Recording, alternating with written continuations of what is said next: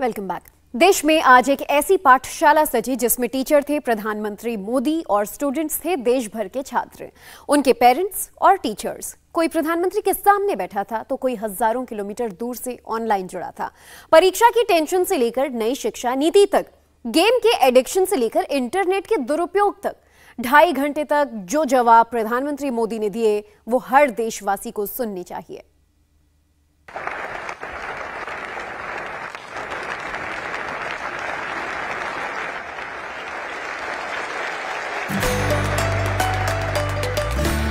तालियों की गड़गड़ाहट के बीच आज शुरू हुई मोदी सर की वो क्लास जिसका इंतजार देश भर के छात्र पूरे साल करते हैं। आप सबको नमस्कार।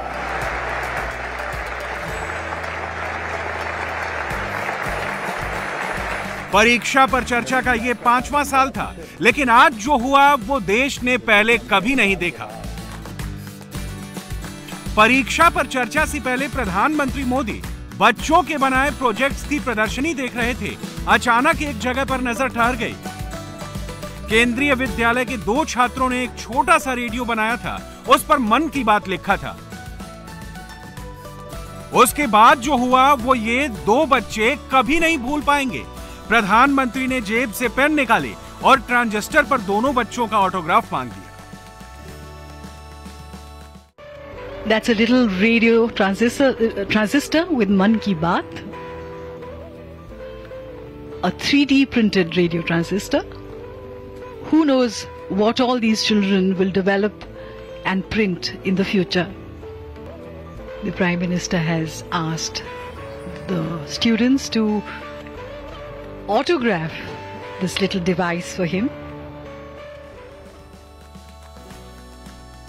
प्रधानमंत्री ने ऑटोग्राफ वाला डमी रेडियो अपने हाथ में लिया, ऑडिटोरियम के अंदर पहुंच गए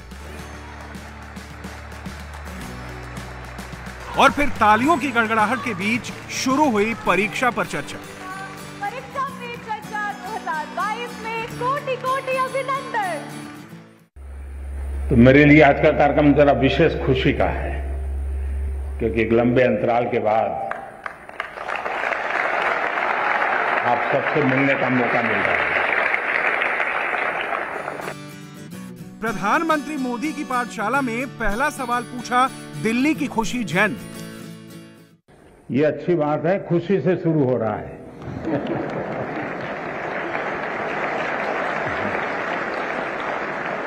और हम भी चाहते हैं कि परीक्षा पूरी होने तक खुशी ही खुशी रहे।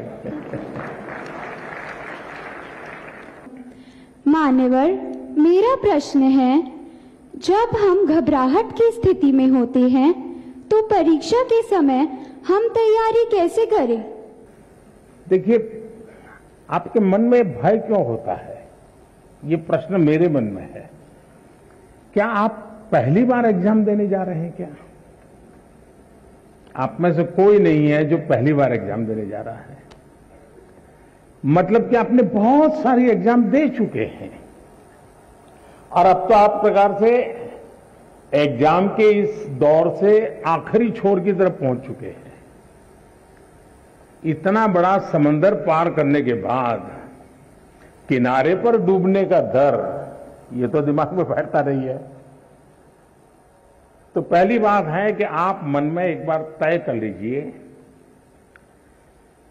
कि परीक्षा जीवन का एक सहज हिस्सा है।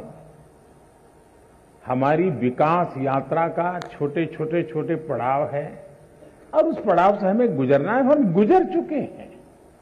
जब इतनी बार हम एग्जाम दे चुके हैं, एग्जाम देते एक प्रकार से हम एग्जाम प्रूफ हो गए हैं। और जब ये विश्वास पैदा हो जाता है तो ये नहीं, आने वाली किसी भी एग्जाम के लिए ये अनुभव अपने आप में आपकी ताकत बन जाते हैं। इस प्रेशर में मत रहिए, पैनिक क्रिएट हो ऐसा वातावरण को पनपने ही मत दीजिए। जितनी सहज दिनचर्या आपकी रहती है, उतनी ही सहज दिनचर्या में आप अपने आने वाले परीक्षा के समय को भी बिताइए। प्रधानमंत्री की पाठशाला में अगला सवाल बच्चों में इंटरनेट और गेमिंग की हैबिट से जुड़ा था। देश के हर घर की इस समस्या का भी पीएम मोदी ने समाधान बताया। पिछले 2 वर्षों से हम अपनी पढ़ाई ऑनलाइन मोड में कर रहे हैं। इंटरनेट के इस्तेमाल से हम में से बहुत से बच्चों में सोशल मीडिया और ऑनलाइन गेमिंग की एडिक्शन सी हो गई है। इस स्थिति से बाहर निकलने के लिए क्या करें? मेरे मन में एक सवाल आता है कि क्या आप लोगों ने बताया कि इधर इधर भटक जाते हैं।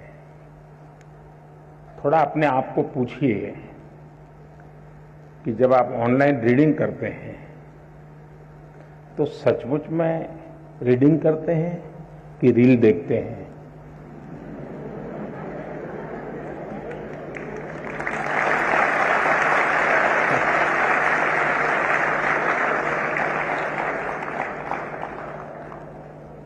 अब मैं आपको हाथ ऊपर नहीं कराऊंगा, लेकिन आप समझ गए कि मैंने आपको पकड़ लिया है।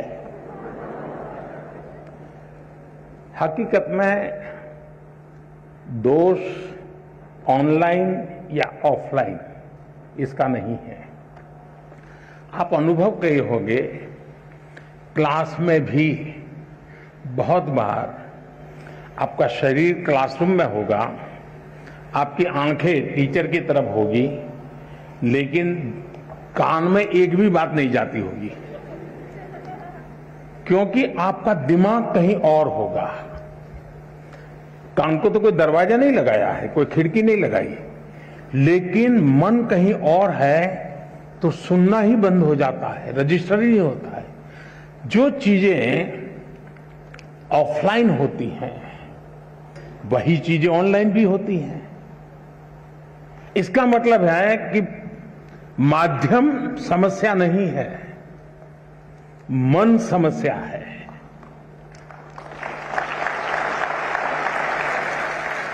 तो वो इवोल्यूशन का एक हिस्सा है कि आज हम डिजिटल गैजेट के माध्यम से, नए टेक्नोलॉजिकल टूल के माध्यम से बड़ी आसानी से चीजों को प्राप्त कर सकते हैं और बड़े व्यापक रूप से प्राप्त कर सकते हैं। इसे हमने एक अपॉर्चुनिटी मानना चाहिए, हमने इसे समस्या नहीं मानना चाहिए। लेकिन ये भी सही है कि कभी हमने एक कोशिश करनी चाहिए, हम ऑनलाइन हमारी पढ़ाई को एक रिवॉर्ड के रूप में अपने टाइम टेबल में रख सकते हैं। मुझे पक्का विश्वास है कि मान लीजिए आपने आपके टीचर के द्वारा मिली हुई नोट्स और स्टैंडर्ड मटेरियल कहीं आपको ऑनलाइन अवेलेबल है, दोनों को बराबर देखेंगे तो आप ही उसका वैल्यू एडिशन कर सकते हैं। आप कहेंगे हाँ टीचर ने इतना बताया था, मुझे इतना याद रहा था, लेकिन यहां 2 चीजें मुझे अच्छी मिल गई हैं, अच्छे तरीके से मिल गई है, मैं दोनों का जोड़ कर दूंगा, तो वो आपकी ताकत बहुत बढ़ा देंगे।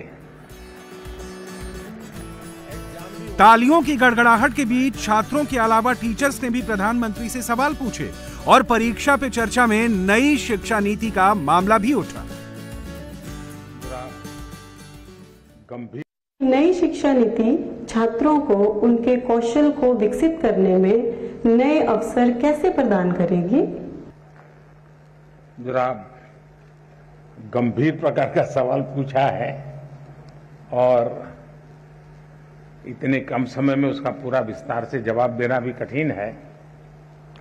पहली बात तो है, ये न्यू एजुकेशन पॉलिसी के बजाय हम ये कहें ये नेशनल एजुकेशन पॉलिसी है, एनईपी।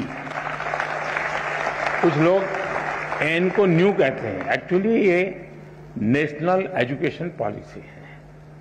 और मुझे अच्छा लगा कि आपने पूछा, शायद दुनिया में शिक्षा की नीति निर्धारण में इतने लोगों का इन्वॉल्वमेंट हुआ होगा, इतने स्तर पर हुआ होगा, ये अपने आप में शायद एक बहुत बड़ा वर्ल्ड रिकॉर्ड है।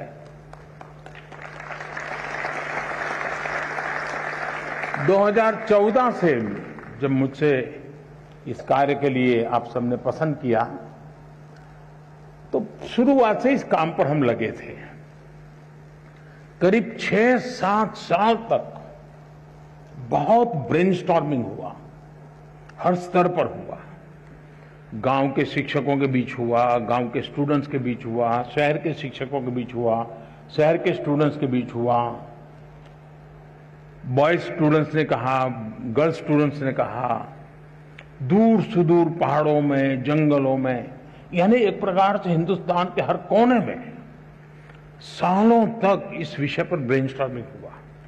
उस सब के जिस तैयार किए गए और देश के बहुत ही अच्छे विद्वान, और वो भी आज के युग को ध्यान में रखते हुए जो लोग साइंस और टेक्नोलॉजी से जुड़े हुए थे, ऐसे लोगों के नेतृत्व में इसकी विशद चर्चाएं हुई। उसमें से एक ड्राफ्ट तैयार हुआ। उस ड्राफ्ट को फिर लोगों के बीच में भेजा गया और 15-20 लाख इनपुट्स आए।